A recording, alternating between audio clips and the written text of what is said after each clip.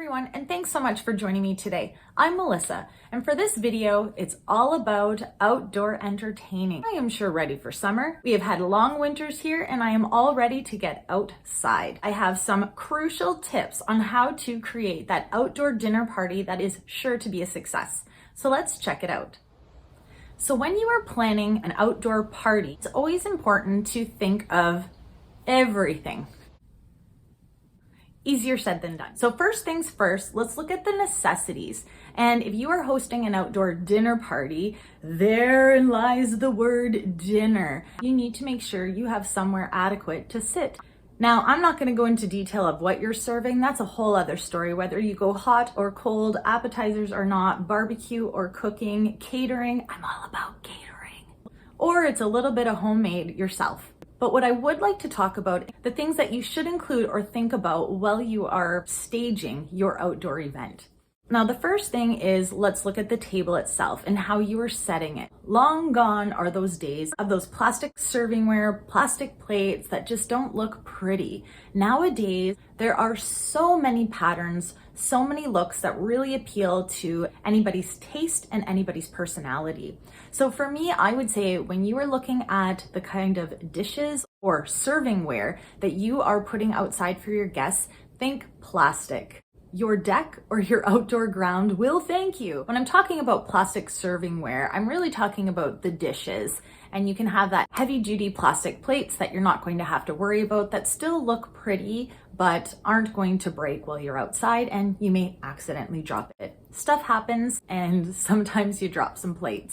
Even though I'm making such an emphasis on plastic dishware, I'm not going to try to make that sell on plastic cutlery. Now, plastic cutlery is very easy, convenient, especially when you have a large crowd and you're trying to avoid the amount of dishes you have. I don't blame you. Go ahead and use those plastic knives and spoons and forks. But when it comes to outdoors, there's things you need to consider, like the wind, the breeze. And that is why I'm a huge believer in actually using heavy duty, real cutlery as well as napkins. And that's going to help for those inevitable breezes where we would actually really enjoy to have them. Is going to be quite a pain when we are chasing around our napkins throughout the yard, or we're trying to pick up the cutlery that has now fallen to the ground, which you inevitably have to throw and then grab more. So in order to save all of that headache, go with real cutlery. It will pay off in the end, and it will also help to hold down other material on your table.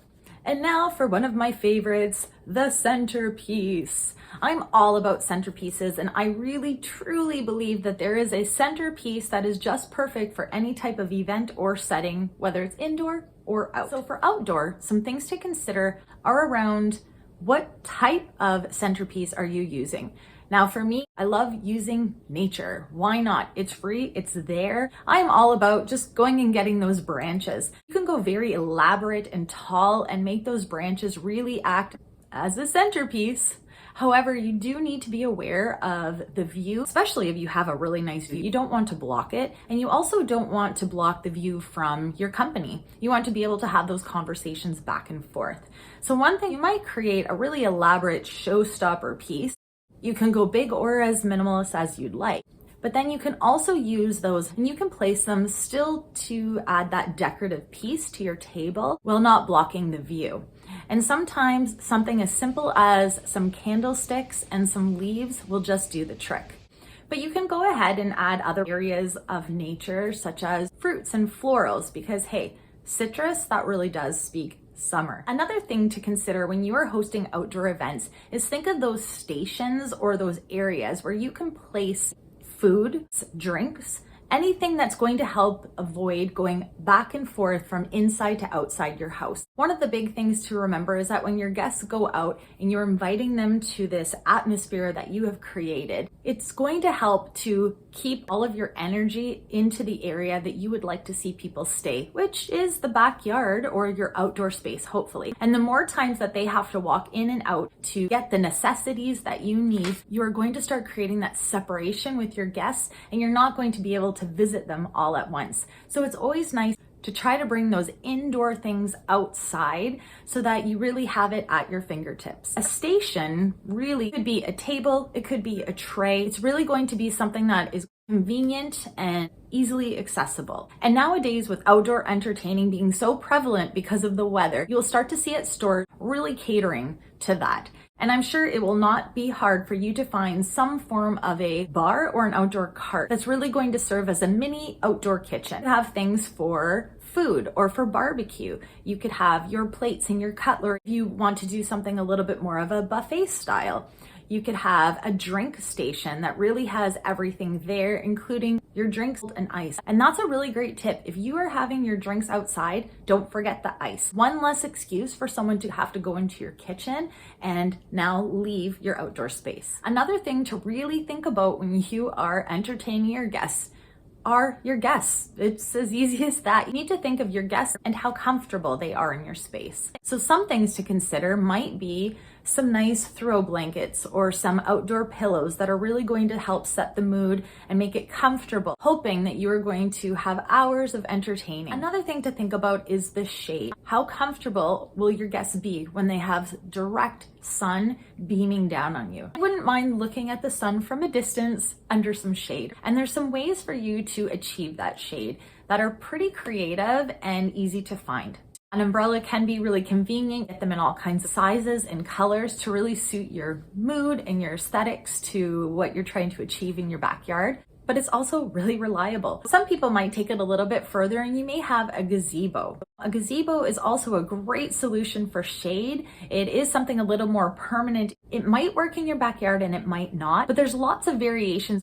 Temporary pop-up tents where you can place them whenever you need it and take it down when you don't. Another great area for shade is, hey, nature's canopy. Let's look for some trees. Might be your perfect spot for your dinner table. And so take a look around your own yard and the time of day where you might see shade that's really going to be help run into the evening. And that's another thing of comfort for your guests. Think about the lighting. Usually these types of dinner parties will start when it's daylight, and if you've set it up right, you will be able to transition so smoothly into the evening that nobody will notice. When you are thinking of lighting for your guests, be cognizant of what time of day that you're going to have the sun set around your area and what time of day for your yard or for your space that you're going to have less light.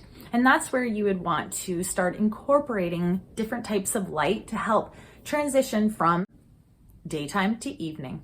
There are some really creative ways in doing that also add to the aesthetics or the ambiance of your party. Some ways might just be candles, candlesticks, lanterns. One thing to really be aware is the breeze. As much as we all love to have a nice summer breeze come through our yard, it can be a pain if that breeze is now blowing out your candles. So you might use things like lanterns, other types of vases or jars that are really going to help protect the flame. Another way to have that candlelight look without using a flame are solar panel lighting. It is really easy to find now those lanterns that are actually solar powered or battery powered lights that are going to help go from daylight to evening light without a hiccup. One of my favorites is strings of lights. I absolutely love using strings of lights. I think that is one of the main things I love about Christmas. You really find excuses to use them. And I'm not gonna lie, I find every excuse in my house to use Christmas lights or white sparkling lights. And so why not use those lights that you may already own, or you may just buy specifically for your backyard. And that is really going to help keep that ambiance and that low light and that beautiful feeling throughout the evening. And your guests will notice that too. Some other ways to really light up your space when your daytime turns to evening is tiki torches. I love tiki torches. It really feels like summer when you light those up. Any excuse for a tiki torch, I'm gonna find it and I will use it. And that's a great segue to my other area to think about when you are looking at the comfort in your guests. You really need to be aware of bugs, mosquitoes, bees. Things happen. Those sometimes can ruin the party. And being a Canadian girl, I have definitely been in outdoor events where the mosquitoes have really brought everybody indoors. So in thinking about that and talking about tiki torches, they now have some great ways of deterring mosquitoes and deterring bugs while keeping that ambiance intact.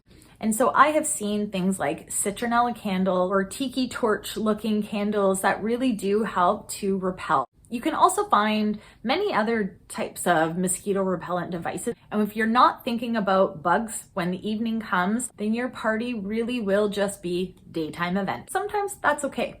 But if you are wanting to have it extend to the evening, make sure you're thinking about that. So just keeping these few key elements with your outdoor party in mind, you are sure to have a successful event that will last from daytime till night. If you'd like to learn more tips or see some more videos similar to this, please consider liking and subscribing. It always helps to grow my channel. Until next time, I hope this has helped you to stay inspired.